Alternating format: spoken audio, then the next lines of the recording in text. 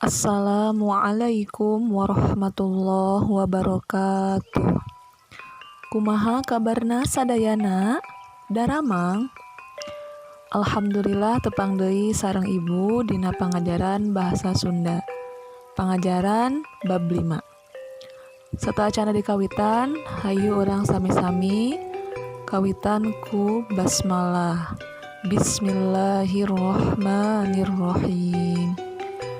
Materi anu bade dibahas nyaeta ngeunaan kakawihan.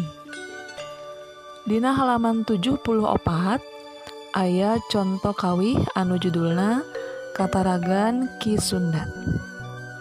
Anu juru rumpakana atawa anu nyiptakeun laguna nyaeta Ganjar Kurnia. Kawih atawa lagu bisa dibentuk oleh satu bait atau pada atau bahkan lebih. Dalam setiap bait dibentuk oleh beberapa baris. Kawih tidak sama dengan pupuh karena tidak terikat oleh guru lagu dan guru wilangan. Ciri utamanya ada di suku kata terakhir yang merupakan purwakanti. Apa itu purwakanti? Purwakanti yaitu kata atau suku kata yang diulang lagi, baik di baris yang sama ataupun berbeda. Contoh, kuring lalanang Sunda, kuring wanoja Sunda. Dina 2 kalimah di luhur aya kecap kuring sareng Sunda.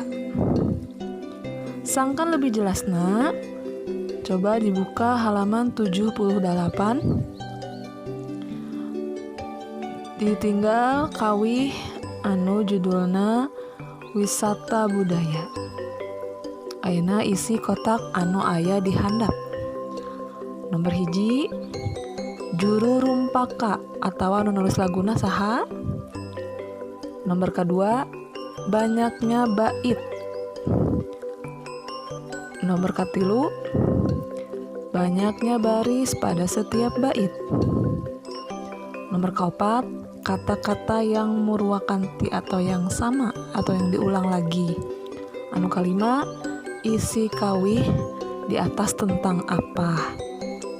Sateuacanna ditutup, urang baca hamdalah. Alhamdulillahirabbil alamin. Hatur nuhun. Wassalamualaikum warahmatullahi wabarakatuh.